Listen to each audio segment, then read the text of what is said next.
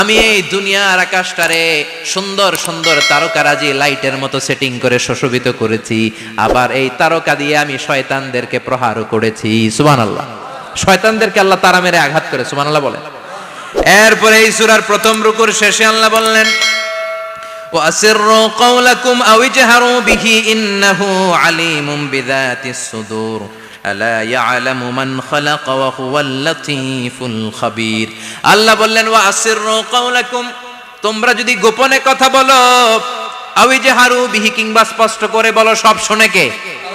আপনি যেমনি বলেন শুনবে কে? বলেনই নাই, শুধু মনে মনে ভাবছেন, শুনবে কে? সুবহানাল্লাহ কইবেন না? সাত আকাশের উপরে, আরশের উপরে তার অবস্থান, সাত জমিনের নিচে কোন গোপনতম প্রকোষ্ঠে, কোন ছোট্ট বাক্সের ভেতরে যদি কোনো পিঁপড়া, পিপিলিকা নীরবে হেঁটে যায়, আল্লাহ বলে আমি ওই পিঁপড়ার হেঁটে চলার পায়ের আওয়াজটাও শুনতে পাই।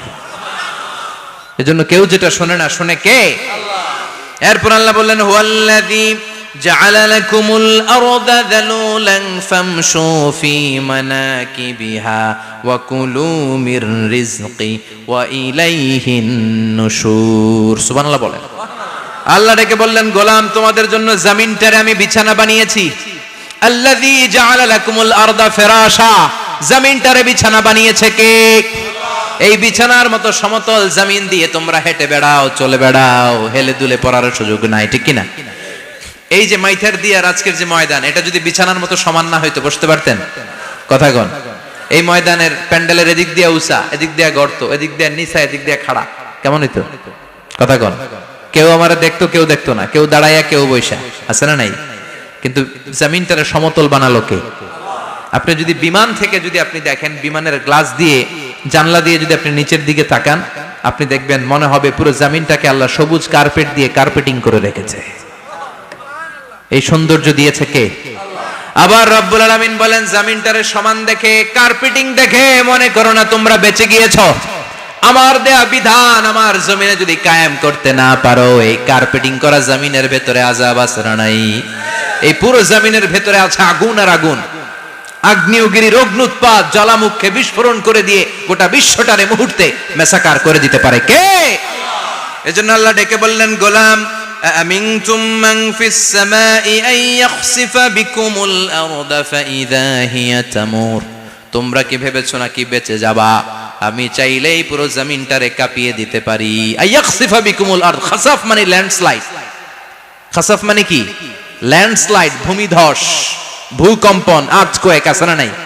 বাংলাদেশে তো ভূমিকম্প হয় না, না? টের পাইছেন? মাঝে মাঝে মাঝরাতে হয় না? 3টার দিকে নিজেই দৌড় দিব না বাচ্চারা লইয়া দৌড় দিব, লুঙ্গি পইরা দৌড় দিব না লুঙ্গি ছাড়া দৌড়াম, কথা কম। এই ভূমিকম্প আছে না নাই? আল্লাহ বলে মনে করো না, জমিনটা সমতল, কার্পেটিং করে দিয়েছি, এই কার্পেটিং এর ভিতরেও আগুনের দলা আছে না নাই? আবার আল্লাহ বললেন, আমিনতুম মান ফিস সামাই আন ইউরসিলা আলাইকুম হাসিবা। নিচে যেমনি কার্পেটিং করা জমিনের ভেতরে অগ্নুৎপাত রেখে দিয়েছি, মাথার উপর থেকে আযাব দেওয়ার সুযোগ আছে না নাই? চাইলে আল্লাহ অগ্নি বৃষ্টি দিতে পারে, আগুন বৃষ্টি দিতে পারে, ঠান্ডার বজ্রপাত দিতে পারে। আপনারা লূত আলাইহিস সালামের কওমের নাম শুনেছেন? তারা হোমোসেক্সুয়ালিটি, সমকামিতা করত। ফলে আল্লাহ তাআলা বিশাল এক চিৎকার মেরে সাইয়েদনা জিবরাইলের মাধ্যমে পুরো জমিনটারে শেষ করে দিলেন। ফাজআলনা আলিয়াহা সাফিলাহা ওয়া আমতারনা আলাইহিম হিজারাতাম মিন সিজিল।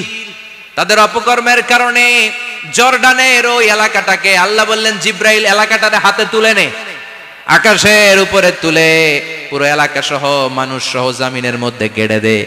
জমিনের নিচের মাটি উপরে নিয়ে গেল কে? উপরের মাটি নিচে নিয়ে গেল কে? পুরো জায়গাটা এখন ডেড সি হয়ে গেছে। কি সি? ডেড সি নাম শুনেন নাই বোধহয়? আজকে শুনে রাখেন, এটারে বলে মৃত সাগর। এটা গজবের জায়গা, ওখানে মানুষও ডুবে না। লবণের ডেনসিটি, সল্টের ডেনসিটি এত হাই, এই পানির মধ্যে এত গজব, এর মধ্যে কোনো মাছ জন্মায়